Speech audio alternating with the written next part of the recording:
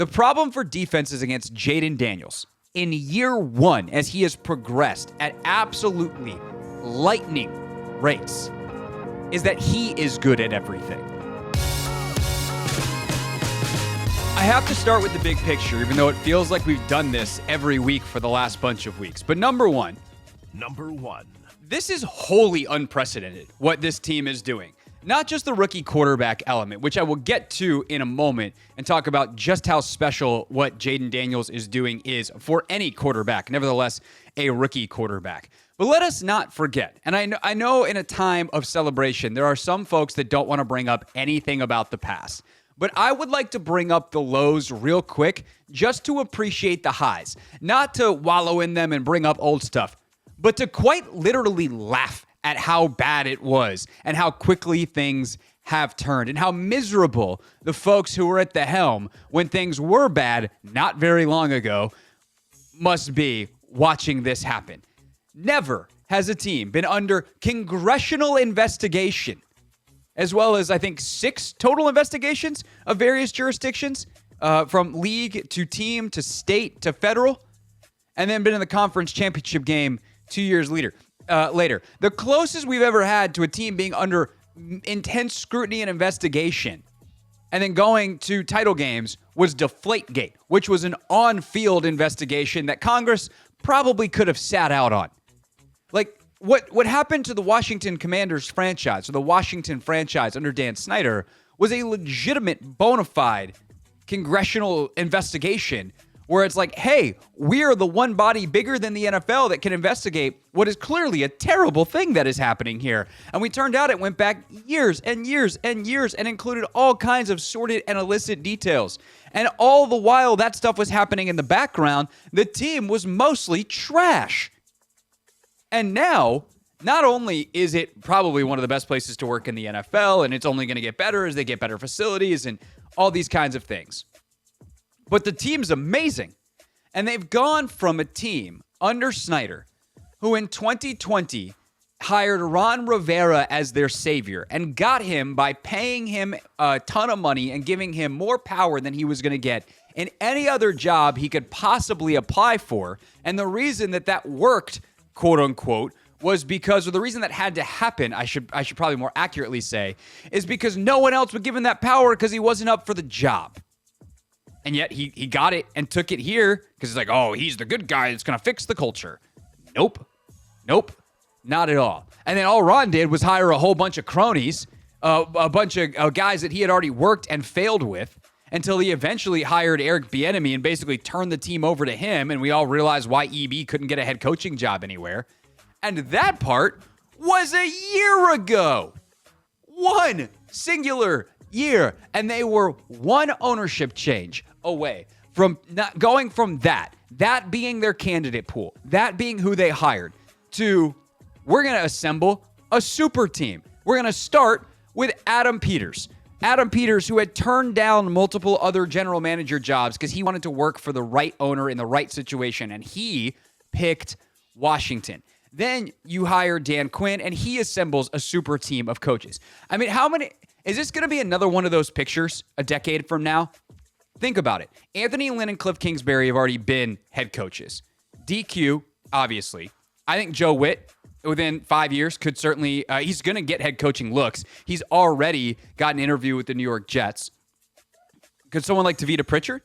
Could someone like, I don't know, David Blau, is he like a future whiz kid, the assistant quarterbacks coach who's 10 years away maybe from being a head coach, but he would only be 39, I think, at that point. I don't even know if he's 30 yet. So, like, there's guys, and I'm sure there's guys down the staff as well, who are potential future defensive-sided head coaching candidates. Like, that's on that. And that's not to mention, they went and hired Ben Sosna, whiz kid out of Detroit's front office. Very highly coveted in Detroit. They were able to lure him away. They got David Gardy out of the NFL office. I'm sure other teams have tried to poach him before. And they're like, hey, what do you want? What do you need? This is your opportunity. And he just decides to come here. We got the business side that's obviously been remade. Talk about the congressional investigations. They pulled the CEO of a Fortune 500 company. Maybe is Campbell's a Fortune 100 company? Like, this is remarkable to do this at all, nevertheless this quickly. And we should just appreciate it. But of course, there is one piece for the immediate on-field football success that is way more important than everything else. Number 2. That's number 5. That is Jayden Daniels. And to appreciate Jayden, may I bring up, please, real quickly, one more low to appreciate the high. Remember a couple years ago when Dan Snyder got on some Zoom call with, I think it was like the Chamber of Commerce in Montgomery County or whatever the hell it was? And he said, we finally got our quarterback. That quarterback was Carson Wentz. That wasn't that long ago, everybody. That wasn't that long ago. They've got the quarterback now. His name is Jayden Daniels, and he is a bleepity badass. Some stats from this game. Jayden Daniels, 0.59 EPA per dropback. That's one of the best 20 games all season for any quarterback, and he did it on the road in Detroit against the number 1 seed, against a madman defensive coordinator in Aaron Glenn, who could not stop blitzing him, and what a mistake that was. I'll get there in a second. But just for more, Anthony, I'm going to cite my sources here. Robert Mays had these stats on the Athletic Football Show that I was listening to earlier today. You ready for this?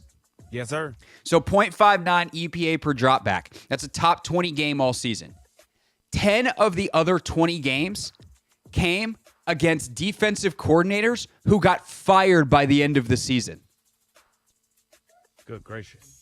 He just did it against a guy who's going to be a head coach next week. Okay, that's what we're talking about here. And specifically against the blitz, you ready for this one? He was 0.76 EPA per dropback. So it's a quarter point better per dropback.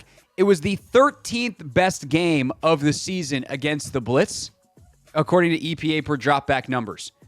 Of the top 23 games, Jayden Daniels has 6 of them. He's a rookie. That was his 19th NFL game. The blitz is supposed to be hard. And he absolutely freaking destroyed it. Destroyed it. But if you're Aaron Glenn, you felt like you had to, because the Commanders' offensive line gave up 0 pressures against 4-man rushes. 0 pressures. So you could either, and that was the smarter play. Jayden was only 3 of 7 for 16 yards versus 4-man pressures. But I think that probably is a little misleading. I haven't actually gotten through the entirety of the tape yet. As you can imagine, it's still Monday. I got the rest of the day today, and until tomorrow morning we record Take Command to get it. But I have watched the first couple of drives. But my hunch on watching the game live and watching it, the bet that I have back so far, is part of this is he's masterful at the line of scrimmage. Like Kliff did, this was a masterclass by Kliff Kingsbury, and we'll get there in a few minutes. But Jayden, and part of the reason he's so effective against this, and part of the reason why Aaron Glenn was like, we just have to keep blitzing, is because when they didn't, Jayden would check into runs. And Brian Robinson all of a sudden gets going in this game. And Eckler's got a big carry. McNichols has a couple, not any big ones, but he's got a couple important carries. Jayden has a couple of big gashes. So his ability to manage the game at the line of scrimmage and get them in the right calls, move the pieces around, is just so extraordinarily next level that, I mean, there's just no good option. I mean, the irony of this is that we went into this game saying the hard part about Detroit offensively, and this is true, Detroit offensively, when they didn't shoot themselves in the foot, like showed this. They're good at everything, and that makes it really hard to defend. The problem for defenses against Jayden Daniels in year 1, as he has progressed at absolutely lightning rates, is that he is good at everything. And that thus makes the Commanders' offense good at everything. It is well structured, it's well designed, it's well called. Kliff deserves a ton of credit. But he can make, and that thus makes the Commanders' offense good at everything. It is well structured, it's well designed, it's well called. Kliff deserves a ton of credit. But he can make any play right. First snap of the game. There's some pressure coming. He just, easily finds Zach Ertz over the middle. Like, okay, cool, next. The way he decides on the RPOs, which actually, Anthony, let's go ahead and hit number 3. Number 3. This was a masterclass from Kliff Kingsbury, and the reason why was how Kliff used his favorite tools to unlock and undress the Detroit defense. He used a heavy, heavy dosage of run-pass options because he knew Detroit would be really aggressive pursuing and stopping the run. So you're going to do that. We're just going to throw all these smoke screens. We're going to throw all these tunnel screens. We're going to throw some of the slants. We're going to throw things off of run plays. And then the second you stop that, we're going to gash you in the run game. And they did. The Commanders' offensive line played spectacularly in this game, but their job was also made easier by their coordinator. They also knew that they also knew, did Kliff, that the Lions like to play a ton of man-to-man. So let's create bunches and stacks and get a bunch of defenders all on top of each other, and then let's take those bunches, 3 receivers, and stacks, 2 receivers, and let's move them as far away from the ball as possible.